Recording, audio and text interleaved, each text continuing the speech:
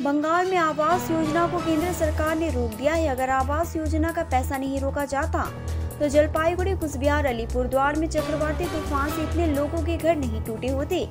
BJP अगर ताकत है तो उन्होंने आवास योजना के लिए पैसा नहीं दिया है।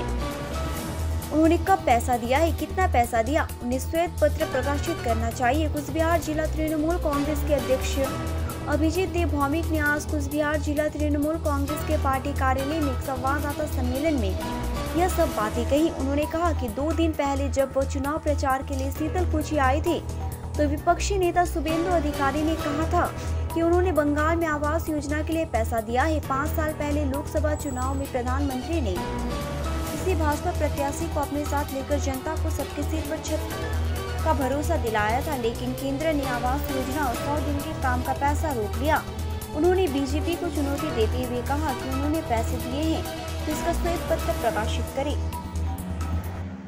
नमस्कार, আপনারা জানেন যে গত পরশু কুচবিহারে এসেছিলেন বিরোধী দলনেতা শুভেন্দু অধিকারী এবং এসে শীতলকুচিতে নির্লজ্জের মতন বলে গেলেন যে আবাস যোজনার টাকা কেন্দ্র দিয়েছে।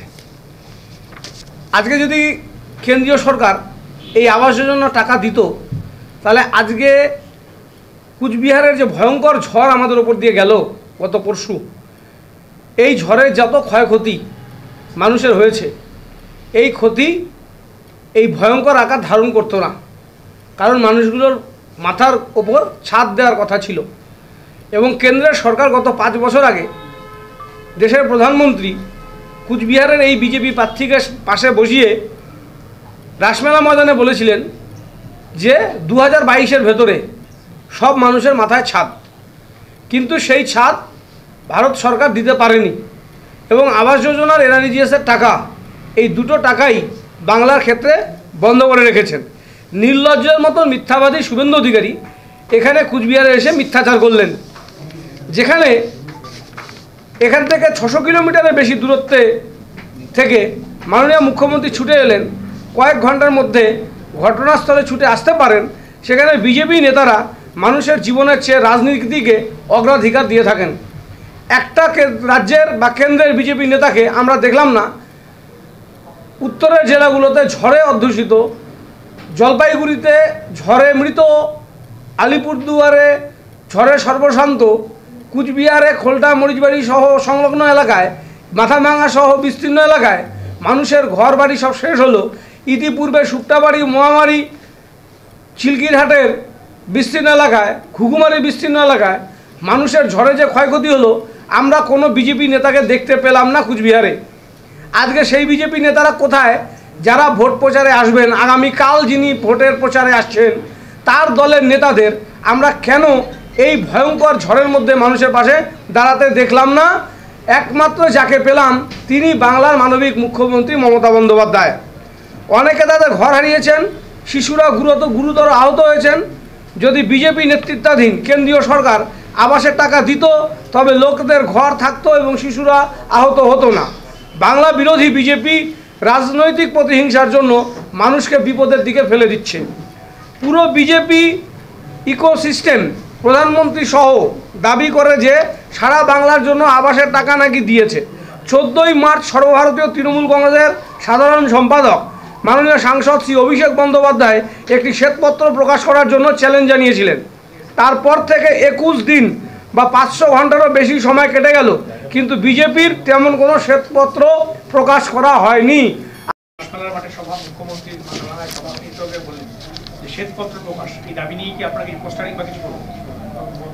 আমরা সংবাদ মাধ্যমের কাছে এটা প্রশ্ন রাখলাম। বিজেপির জন্য শ্বেতপত্র প্রকাশের দাবি আমাদের সর্বভারতীয় সাধারণ সম্পাদক করেছেন। আমরা জানি এদের সেই অধিকার, সেই ক্ষমতা নেই, কারণ এরা জানে খুব ভালো করে বাংলা আবাসের টাকা এবং এনআরজিএসের টাকা ওরা দেয়নি। এটা মিথ্যা বলে মানুষের কাছে ভোট চাইতে হবে তাই বলছে।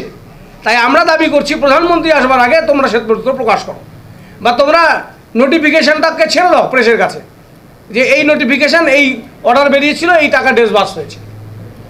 আর তা না হলে প্রধানমন্ত্রী সাইলেন্ট থাকাটাই আমরা মেনে নেব যে এদের মিথ্যাচার। আবাস যোজনা এবং এনআরই জিএসের টাকা দেওয়া নিয়ে যদি প্রধানমন্ত্রী সাইলেন্ট থাকেন তাহলে তাদের মিথ্যাচারটা প্রমাণিত হবে, তা না হলে তাকে দু কথা বলতে হবে উনি টাকা দিয়েছেন এবং সেটা উইথ ডকুমেন্ট হতে হবে। সেই নোটিফিকেশনের কপি তারা প্রেস রিলিজ করুক। অমিত মালব্যদের তার টুইটার মাস্টার আছেন, টুইট করুন। আদারওয়াইজ কুচবিহারবাসী এই মিথ্যাচারীদেরকে একটা ভোটও দেবে না। আবাস যোজনা ঘর মাননীয় মুখ্যমন্ত্রী বলেছেন যদি কেন্দ্র টাকা না দেয় পশ্চিমবঙ্গ সরকার টাকা দেবে।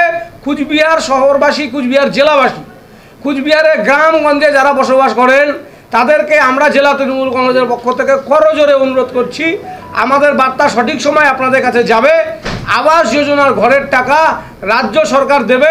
আপনার এলাকার তৃণমূলের গ্রাম পঞ্চায়েত সদস্য, তৃণমূলের পার্টি কর্মী, আমাদের যারা জনপ্রতিনিধিরা আছে তারা আপনাদের সাথে যথাসময়ে যোগাযোগ করবে। আবাস যোজনার ঘরের টাকা মাননীয় মুখ্যমন্ত্রী পশ্চিমবঙ্গ সরকার দেবে, এটাই শেষ কথা। এই 2 সপ্তাহ কুচবিহার ব্যবসায়ীদের কিছু দাবি দেওয়া আছে। আমরা আজকে সকালে ভবানীগঞ্জ বাজার এলাকায় গিয়েছিলাম। আমরা ব্যবসায়ীদের উদ্দেশ্যে এটা জানিয়েছি।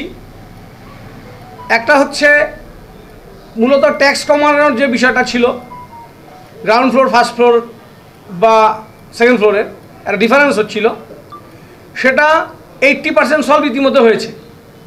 যে যে রুটে দেখা যাচ্ছে গ্রাউন্ড ফ্লোরে ট্যাক্স কম, ফার্স্ট ফ্লোরে ট্যাক্স বেশি, এটা একটা সমস্যা আছে। দ্বিতীয় সমস্যা হচ্ছে দোকানের নামজারি করার ক্ষেত্রে। যারা 20 বছর 50 বছর দোকানটা করছেন তার ছেলের নামে নামজারি হবে বা সে স্টলটা ট্রান্সফার করবে কারো নামে তার আর্থিক প্রয়োজনে, সেই ক্ষেত্রে ইদানিংকালের কিছু সমস্যা, কিছু বিতর্ক তৈরি হয়েছে। আরেকটা সমস্যা হচ্ছে ভবানীগঞ্জ বাজারে পরিকাঠামোগত সমস্যা, যেখানে চাঙড় ভেঙে অনেকে আহত হচ্ছেন, রেলিং না থাকায় কেউ পরে আহত হয়েছেন ইতিপূর্বে।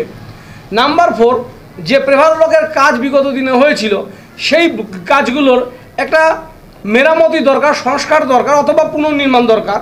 তা না হলে বর্ষাকালে এবং নর্মাল ডেতেও জল পড়ে সেখান থেকে কাদা উঠছে, বা বিশেষ করে মাছ বাজার এলাকায় মানুষের অসুবিধা হচ্ছে।